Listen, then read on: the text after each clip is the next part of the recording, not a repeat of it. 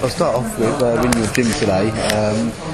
What was going on here? Yeah, over the years, people have always wanted. I've had kind of a closed shop here in terms of what type of training I do, and kept it quite secret. But sort of opened the doors to the public now to come and get involved. And if people love boxing, they want to do a bit of boxing training, they can come down here and we'll show them some sort of haymaker philosophy on boxing, and to hit without being hit, and do some of the hardcore conditioning sessions that I do, and people seem to enjoy it. People come down here and it's a different day out. And if they can use people who go to the gym regular, they come down here. People come there and and get a fantastic workout and learn. Or you get people who have actually boxed in the past. And no matter what level you are, you can be a professional boxer to somebody who's never placed some gloves on. Here's something here for you. You'll be pushed to the limit. You'll learn something, and you'll enjoy yourself. And do you think we could see any future world champions come from this? Yeah, definitely.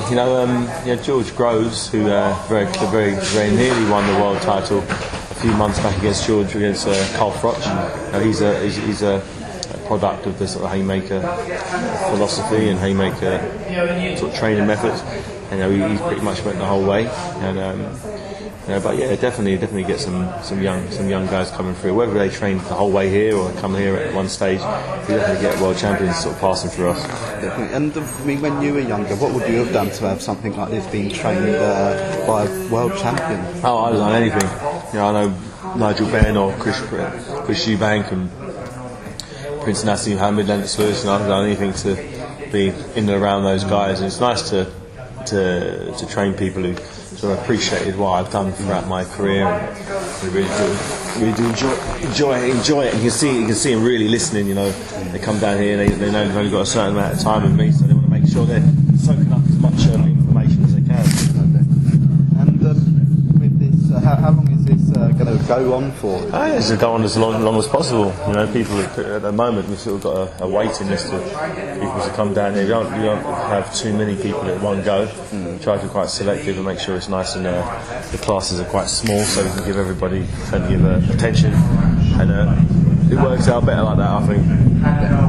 And you've had a magnificent career. What are some of the highlights for you during your highlights of my career? I'd say was winning the heavyweight championship of the world. A lifelong ambition I had since the age of 3. I was telling people I'd be the heavyweight champion.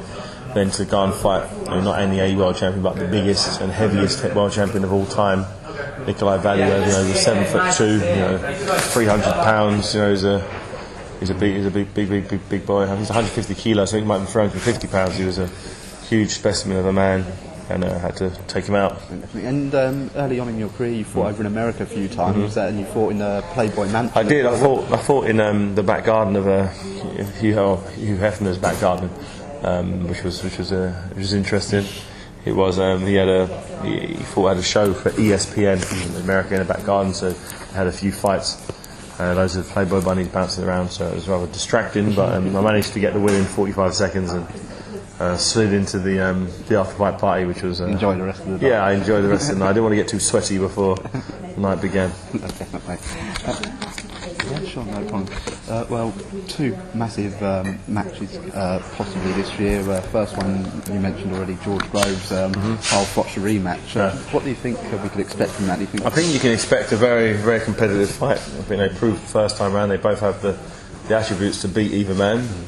Carl Froch got to George late. George got to Carl early. The referee didn't give George the benefit of the doubt, and the fight was stopped prematurely. I think that both fighters have what it takes to beat the other one if they adapt the right training methods and fight philosophy when that first bell goes. But it's going to be very interesting. It's hard to pick a winner out of the two of them. I'm sitting on the fence for this one. I'm just going to sit back and enjoy it as a boxing fan. Definitely. And 2 people you know well as well. Derek Chisora and Tyson Fury, possibly going to fight each other later on in the summer. What do you think you could expect from that one? I think that'd be a good fight. They fought each other a few years back.